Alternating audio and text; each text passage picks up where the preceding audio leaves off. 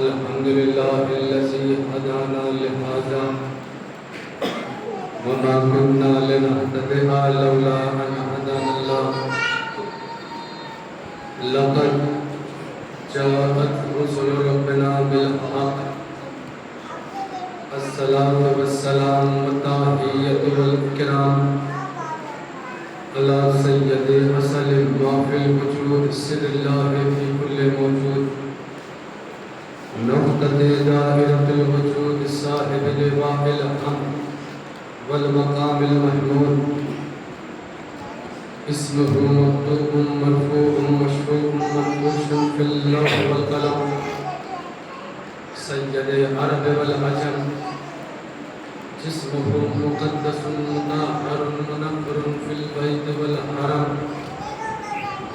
شمس الزهى بدر الدجى صدر الأولى نور الهدى مصباح الظلم شمله الأمم صاحب الجود والكرم والله عاصمه جبريل خادمه والبراق مركبه والمعراج سببه وقاب قوسين مطلوبه والمطلوب مقصوده والمقصود موجوده مولانا ومولاه الثقلين جد الحسن والحسين أبا القاسم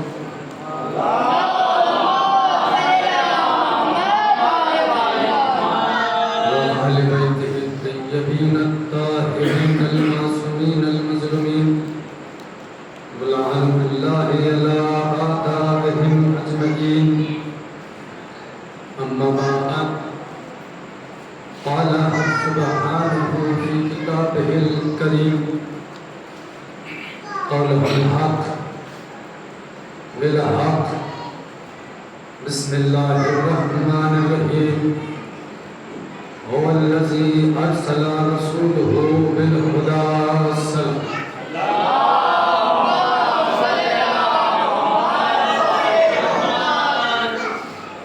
حاضرین مجالس محبان اہل بیت علیہ السلام شاد رہیے آباد رہیے خدا آپ کو کوئی غم نہ دے سوائے غم اہل بیت علیہ السلام خدا آپ کے جان مال عزت حفاظت فرمائے عزیزان محترم چونکہ آج ایک دوسرے مقام پر پروگرام ہے جس کی وجہ سے کچھ مومنین حاضر نہ ہو سکے اور کچھ مومنین جو رہ گئے ہیں وہ وہاں جانا چاہتے ہیں کیونکہ یہ ایک عظیم عبادت ہے اور کوئی نہیں چاہتا کہ اس عبادت سے دور ہو جائے یا اس سے فیض یافتہ۔ بہرحال میں بھی کوشش کروں گا کہ بہت مختصر سے وقت میں کچھ معذورات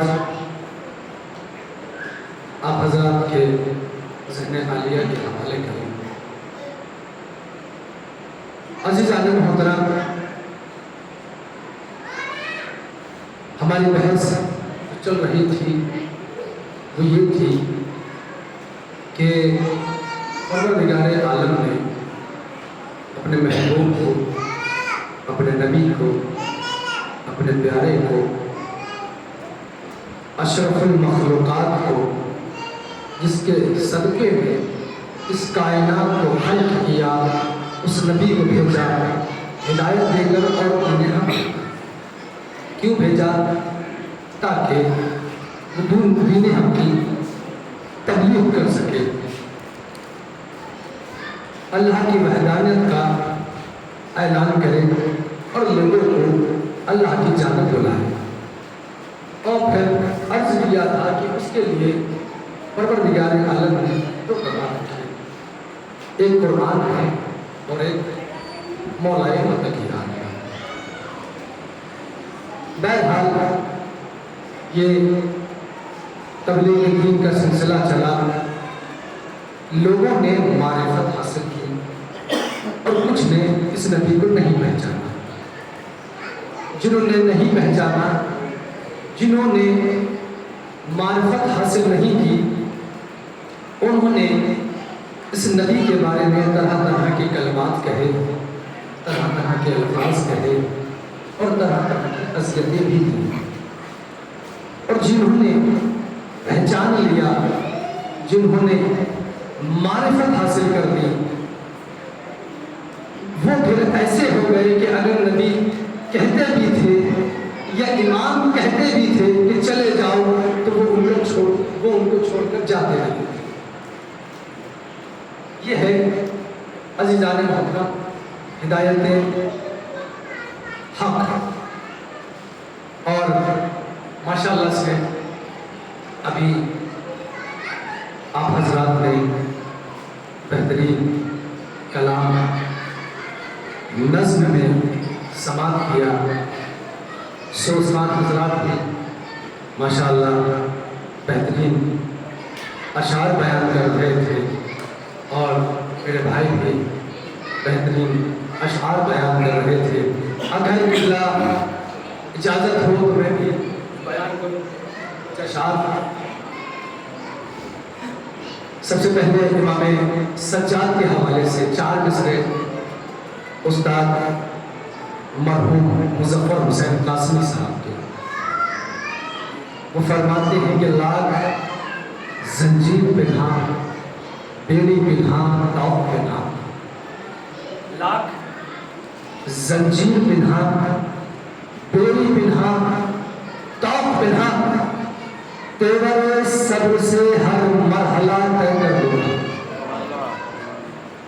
لاکھ زنجیر پنہاں بیڑی پنہاں طوق پنہاں، تیور صبر سے ہر مرحلہ طے کر دوں گا۔ اور کربلا گھر ہے میرا اس لیے خاموش ہوں میں، کربلا گھر ہے میرا اس لیے خاموش ہوں میں، تیرے اس ظلم کا بدلہ میں تیرے کر دوں گا، تیرے اس ظلم کا بدلہ میں تیرے گھر دوں گا۔ 4 مصرے اور سماعت کریں۔ جناب ابو طالب کے حوالے سے لوگ کیا کہتے ہیں کہ جناب ابو طالب نے کلمہ نہیں پڑھا تھا، تو سنیں صلوات بھیجو بابا سے۔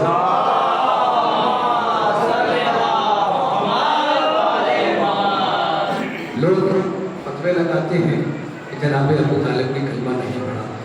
جناب ابو طالب نے پیغمبر اسلام نے وقت آخر بھی کہا چچا جان کلمہ پڑھ لیجیے، کلمہ پڑھ لیجیے، لیکن جناب ابو طالب نے کلمہ نہیں پڑھا۔ یہاں پر ایک بات سمجھ میں نہیں آتی ہے، رسول ہے صاحب عقل، عقل کا مجموعہ۔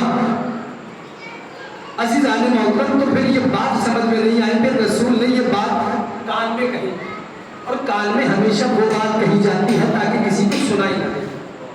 اب رسول نے جب یہ بات کان میں کہی تو پھر آپ کو کیسے سمجھ میں آ گیا، آپ کو کیسے سنائی پڑ گئی؟ یعنی کہ یا پھر رسول عقل صاحب عقل نہیں ہے، ماشاءاللہ انہوں نے کان میں تو کہی لیکن اتنے زور سے کہی کہ حضرت کو بھی سنائی دے گئی۔ بہرحال عرض کرتا ہوں صلوات بھیجے بابا سے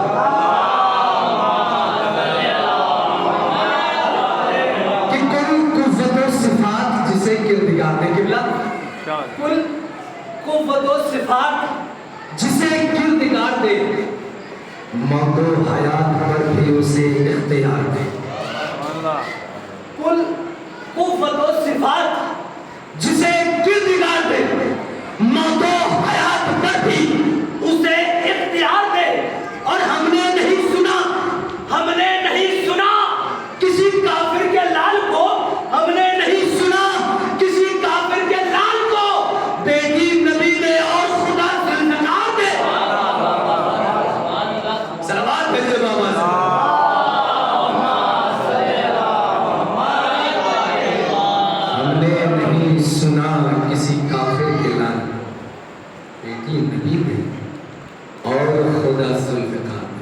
یہ ہیں مولائے متقیان حضرت علی بن ابی طالب علیہ السلام.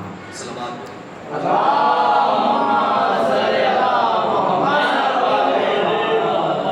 عزیزان محترم، یہ اہل بیت علیہ السلام، یہ اولاد علی ہمارے لیے اللہ کی جانب سے بڑی ہے. ایسی نعمتیں کہ جن کے لیے پروردگار عالم نے خود نے کہا کہ اگر تم نہ ہوتے تو میں کچھ بھی خلق نہ کرتا. اور پھر ان کی عظمت، ان کی بلندی، ان کا مرتبہ بھی بیان کیا. کیا فرمایا کہ بے شک اللہ اور اس کے فرشتے اس نبی پر اہل بیت درود بھیجتے ہیں، اور پھر حکم بھی دیا کہ اے وہ لوگوں کہ جو ایمان لائے ہیں، تم بھی اس نبی پر درود بھیجا کرو جیسا درود بھیجنے کا حق ہے. اب یہ درود کیا ہے؟ کبھی سوچا ہے؟ ذرا سی دیر میں ہم جملے کہہ لیتے ہیں، لیکن آپ نے کبھی اس کی معرفت حاصل کی؟ اس کے بارے میں سوچا ہے کہ یہ درود ہے کیا؟ اس کا اجر و ثواب کتنا ہے جو ہم ذرا سی دیر میں پڑھ دیتے ہیں؟ یہ ہے کیا؟ تو پیغمبر اسلام فرماتے ہیں کہ جب میں معراج پر گیا، میں معراج پر ہر چیز کا معائنہ کرتا. میں نے حوروں کو دیکھا، میں نے سلسبیل کو دیکھا، میں نے کوثر کو دیکھا، میں نے انبیاء کو دیکھا، میں نے غلمان دیکھے. میں جنت کا معائنہ کرتا ہوا جا رہا تھا، ملائکہ سے ملاقات کرتا جا رہا تھا، اور جبرائیل میرے ہمراہ تھا. جبرائیل مجھے بتاتا جا رہا تھا کہ یہ وہ فرشتہ ہے، یہ وہ فرشتہ ہے، یہ وہ فرشتہ ہے، کہ یہاں کا یہ کام انجام دیتا ہے، کہ یہ کام انجام دیتا ہے. پیغمبر اسلام نے دیکھا کہ ایک فرشتہ ہے کہ جو اپنی انگلیاں گن رہا تھا، اپنی انگلیاں گن رہا تھا. پیغمبر اسلام نے جبرائیل سے پوچھا ہے جبرائیل یہ فرشتہ کون ہے اور یہ کیا کر رہا ہے؟ تو جبرائیل کہتے ہیں کہ یا نبی اللہ یہ فرشتہ یہاں کا حساب و کتاب دیکھتا. کیا کہا؟ یہ فرشتہ یہاں کا حساب و کتاب دیکھتا ہے. اچھا. اب پیغمبر اسلام اس فرشتے کے قریب گئے. جانے کے بعد اس فرشتے سے پوچھا تم کیا کرتے ہو؟ تو وہ فرشتہ کہتا ہے کہ اے اللہ کے نبی آسمان سے کتنے بارش کے قطرے زمین پر گرے؟ کون سا قطرہ دریا میں گرا؟ کون سا قطرہ صحرا میں گرا؟ کون سا قطرہ جنگل میں گرا؟ کون سا قطرہ آبادی میں گرا؟ کون سا قطرہ گھروں پر گرا؟ کون سا قطرہ شہر میں گرا؟ کون سا قطرہ کہاں پر گرا؟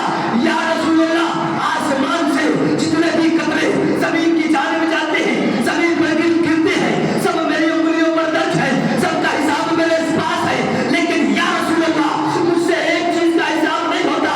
کہا کس چیز کا حساب نہیں ہوتا؟ کہا کہ جب کوئی آل محمد کا دیوانہ ان پر درود پڑھتا ہے تو مجھ سے اس کے ثواب کا حساب نہیں ہوتا.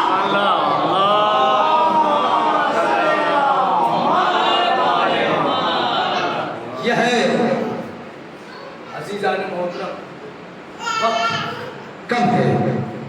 انشاءاللہ اگر زندگی میں حیات رہی تو اس درود کے بارے میں انشاءاللہ میں کبھی بیان کروں گا.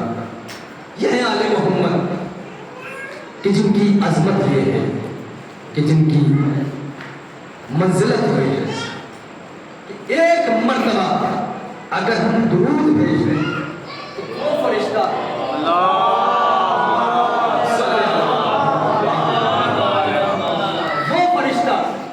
آپ ایک اندازہ لگائیے اس گلاس میں پانی ہے، اگر اس پانی کو مختصر سا پانی ہے نا، اس پانی کو اگر آسمان میں اچھالا جائے تو ہم میں سے کون سا ایسا بشر ہے, کون سا ایسا انسان ہے جو سارے قطرے گنتی ہے؟ کوئی نہیں.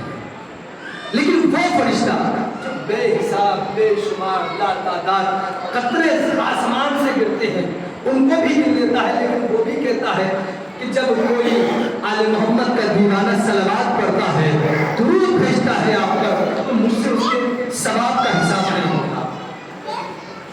تو لہذا ضروری ہے کہ ان اہل بیت علیہ السلام کے ہمیشہ قریب رہا جائے, ان کے پاس رہا جائے, ہمیشہ ان کے دامن کو پکڑ کر رہا جائے, نہ کہ ان سے دور رہا جائے.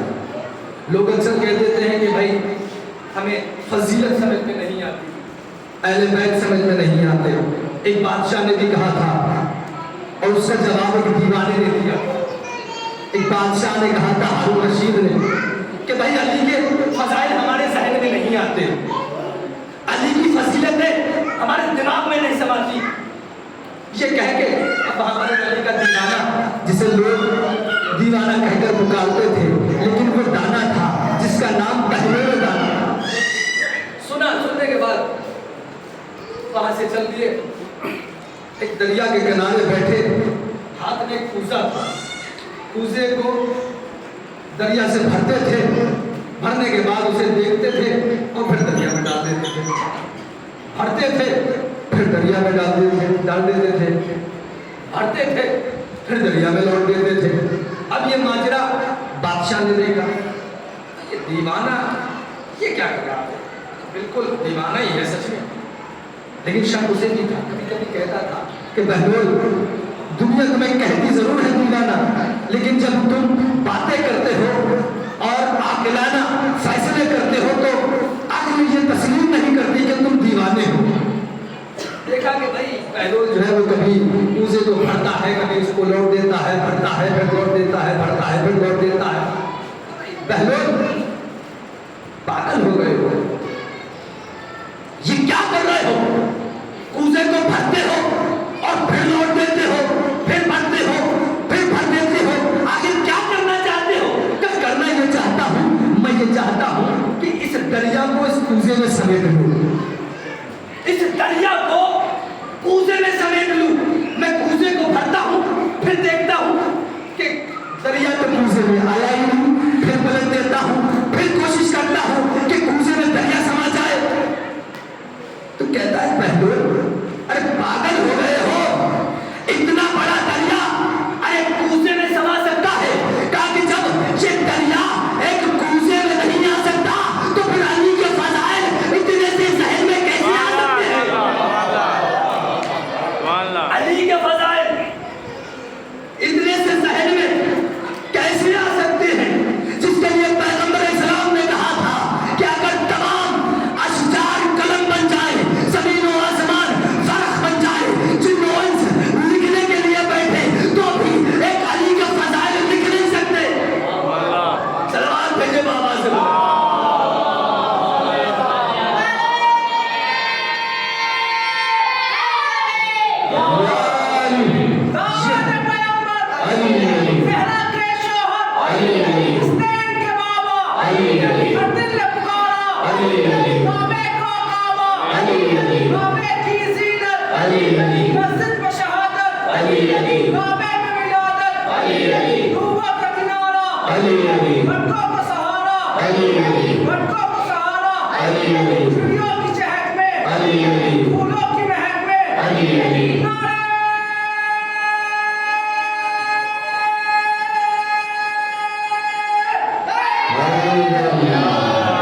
مولا سلامت رکھے, مولا تمہاری جوانی سلامت رکھے, مولا اکبر کے صدقے میں. عزیزان محترم, یہ ہے آل محمد کے دیوانے, یہ ہے علی کا دیوانہ. اور جو ان سے ملا رہا, ان کے دامن سے چپکا رہا, وہ زمانے میں کہیں رسوا ہی نہیں ہوا. زمانے نے لاکھ کوشش کی انہیں رسوا کرنے کی, لیکن جنہوں نے بھی آل محمد کے دیوانوں کو, علی کے چاہنے والوں کو ذلیل کرنا چاہا, وہ خود ذلیل ہو کر رہ گئے. ضروری ہے کہ ہمیشہ ان کے دامن سے وابستہ رہے. بس ایک روایت اور میں آخری منزل کی طرف سے جاتا ہوں. ایک جنگ میں علی کے دیوانے کیسے ہوتے ہیں اور جو ان سے وابستہ رہتے ہیں وہ کیسے ہوتے ہیں, ان کی منزلت کیا ہے, توجہ رکھیے گا. ایک مرتبہ پیغمبر اسلام نے کہا ایک جنگ میں کہ آج جو بھی علی کی فتح کی خبر ہمیں سب سے پہلے آ کر دے گا, میں اسے جنت کی بشارت دوں گا, میں اسے جنت دوں گا, میں اس کی جنت کی ضمانت لیتا ہوں. جو بھی آج علی کی فتح کی خبر ہمیں سب سے پہلے آ کر سنائے گا. اب جیسے ہی یہ جملے, یہ کلمات پیغمبر اسلام کے صحابہ نے سنے, جو نبی کے چاہنے والے, جو پروانے, جو متوالے, جو دیوانے نبی کے ارد گرد بیٹھے ہوئے تھے, انہوں نے سنا. سننے کے بعد اپنی جگہ سے اٹھے, اٹھنے کے بعد میدان کی طرف دوڑنا شروع کیا, اور جو جتنی تیزی سے دوڑ سکتا تھا وہ اتنی تیزی سے دوڑا. کیوں؟ تاکہ علی کی فتح کی خبر سب سے پہلے جا کر نبی کو سنائے. جانے کے بعد اپنے اپنے مقام پر کھڑے ہو گئے, ایک ہجوم بنا لیا, ایک گھیرا بنا لیا اور کھڑے ہو گئے. اور جو پیچھے رہ گئے تھے اور جن کے قد چھوٹے تھے, انہوں نے علی کی جنگ دیکھنے کے لیے لالچ میں جنگ دیکھنے کے لیے اپنے نیچے پتھر رکھ لیے تھے, تاکہ سب سے پہلے ہم علی کو جنگ فتح کرتے ہوئے دیکھیں تو سب سے پہلے دوڑ کر جا کر ہم علی کی فتح کی خبر پیغمبر اسلام کو سنائیں, اور پیغمبر اسلام بدلے میں ہمیں جنت کی ضمانت دیں. عزیزان محترم, تمام صحابہ کرام, تمام نبی کے سچے پکے چاہنے والے میدان کی طرف دوڑے جنت کے لالچ میں. لیکن ایک نبی کا چاہنے والا, ایک پروانہ جس کا نام سلمان تھا, جو عبائے دامن رسول کو کر کے بیٹھا رہا. نبی نے پوچھا, سلمان کیا تم ہمیں علی کی فتح کی خبر نہیں سناؤ گے؟ کیا تمہیں جنت نہیں چاہیے؟ کیا تم علی کی فتح کی خبر نہیں سناؤ گے؟ تو سلمان ایک جملہ کہتے ہیں, یا نبی اللہ, کلمہ تو آپ کا ہوں, غلام علی کا ہوں, کوئی بے وقوف تھوڑی ہوں جو جنت کے لالچ میں آ کے مالک کی جنت کو چھوڑ دوں. دیوانہ تھوڑی ہوں جنت کے لالچ میں آ کے مالک جنت کو چھوڑ دوں. اب ادھر علی اپنے خیمے سے نکلے, نکلنے کے بعد کل کفر کے مقابلے میں پہنچے. پہنچنے کے بعد علی نے کل کفر کا مقابلہ کیا. مقابلہ کرنے کے بعد ادھر کل کفر کا سر قلم کیا. سر قلم کرنے کے بعد علی نے نعرہ تکبیر بلند کیا. وہ آواز میدان میں کھڑے ہوئے صحابہ نے سنی, وہی آواز خیمے میں بیٹھے ہوئے سلمان نے سنی. سلمان نے کہا, یا نبی اللہ, علی کی فتح مبارک کا سلمان, تمہیں جنت مبارک. ادھر سے وہ دوڑے دوڑے آتے ہیں اور ہانپتے ہانپتے کہتے ہیں, یا نبی اللہ, علی کی فتح مبارک کا خیر تمہیں مبارک, مگر جنت تو سلمان لے گیا. سلمان بھیجے بابا سے.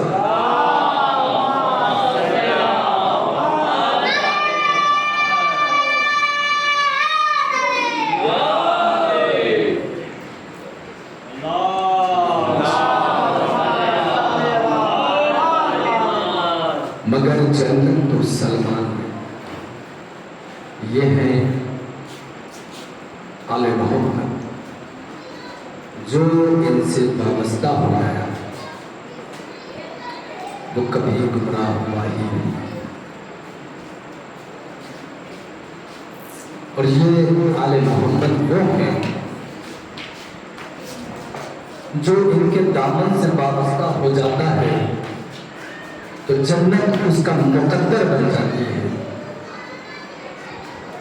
شب عاشور سے پہلے کون ضامن تھا حسین, کون ضامن تھا ہوگی جنت کا؟ لیکن ایک وقت وہ آیا جب یہی ہو جو کچھ وقت پہلے ناری تھا، جہنمی تھا، جیسے ہی حسین کے دامن سے وابستہ ہوا نوری ہو گیا، اور ایسا نوری ہوا جس کی ضمانت شہزادی تھی، جس کے لیے مولا نے کہا آئے ہو تو دنیا میں بھی آزاد ہے اور آخرت میں بھی آزاد ہے۔ یا آل محمد وہ ہے کہ جو ان کے پاس رہا، ان سے وابستہ ہو گیا، جس نے بھی ان کی معرفت اختیار کی وہ دنیا میں اور آخرت میں رسوا نہیں ہوا۔ لیکن افسوس یا آل محمد وہ کہ جو کائنات کو، انسانوں کو کامیابی کا راستہ بتانے کے لیے آئے تھے، نار سے نور کی طرف لے جانے کے لیے آئے تھے، اور ہمیشہ کہتے رہے لوگوں آؤ ہم تمہیں صراط مستقیم بتائیں، سیدھا راستہ کیا ہے، نوری راستہ کون سا ہے۔ لیکن افسوس لوگوں نے ان کی بات کو سننا تو دور کی بات، ان پر بڑے ظلم ڈھائے، ایسے ایسے ظلم ڈھائے ہیں، کبھی ان کے قاسم کے لاشوں کو پامال کیا ہے، کبھی حر کو قتل کیا ہے، کبھی حر کے بیٹے علی کو قتل کیا ہے، کہیں عباس کے بازو قتل کیے ہیں، کہیں ان کے کڑیل جوان اکبر کو برچھی مار کر قتل کیا ہے۔ کون اکبر زیادہ؟ وہ اکبر جب اسیروں کا قافلہ، یتیموں کا قافلہ منزلیں طے کرتا ہوا ایک منزل پر پہنچا تو ایک گرجا گھر سے ایک عیسائی بوڑھی عورت برآمد ہوئی۔ اس نے نیزوں پر سروں کو دیکھا، حسین کے تلاوت کرتے ہوئے سر پر نگاہ پڑی، دیکھنے کے بعد کہتی ہے کوئی معصوم معلوم ہوتا ہے، اسی لیے معجزے دکھا رہا ہے۔ حسین کے سر کو سلام کیا، آگے بڑھی، اور محمد کے سر کو دیکھا، آگے بڑھی، عباس کے سر کو دیکھا، آگے بڑھی، قاسم کے سر کو دیکھا، آگے بڑھی، ایک ننھے سے سر علی اصغر کے سر کو دیکھا، آگے بڑھی۔ لیکن عزادارو قیامت جب آئی جب اس نے ایک نوجوان کے سر کو دیکھا، دیکھنے کے بعد کہتی ہے، جب اس نے اس کی نوجوانی کو دیکھا، دیکھنے کے بعد کہتی ہے اے جوان، کاش تیرے مرنے سے پہلے تیری ماں مر گئی ہو،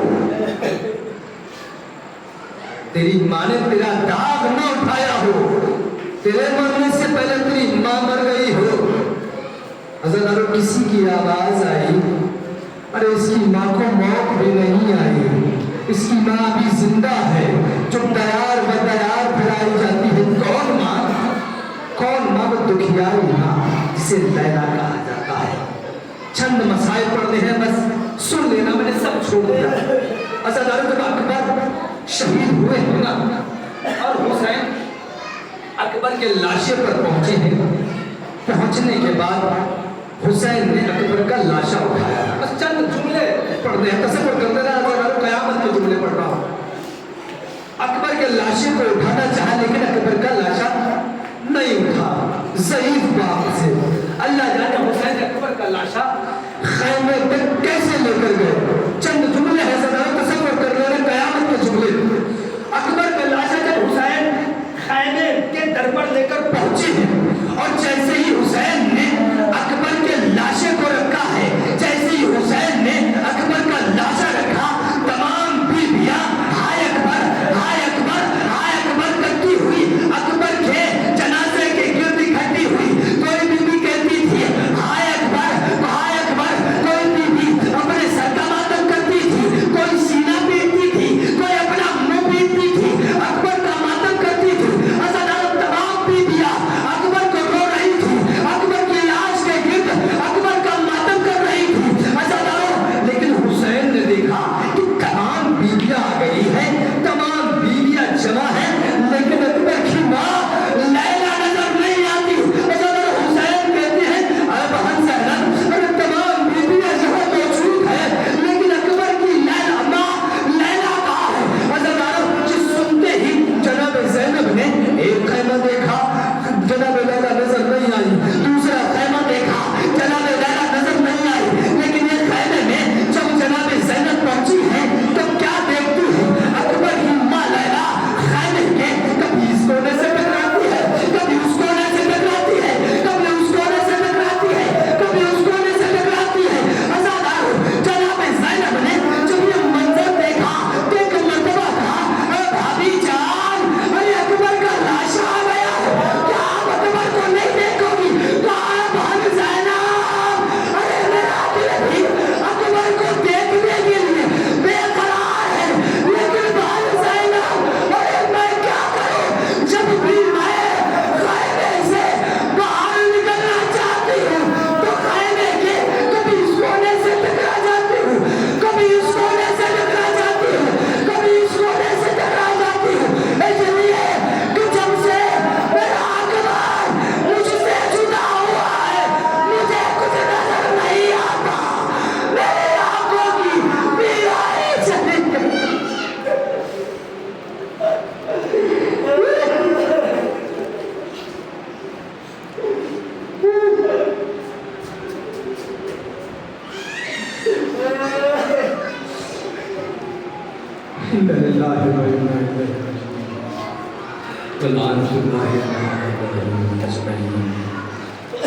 پروردگار تجھے واسطہ ہے چاہتا معصوم علیہ السلام کا.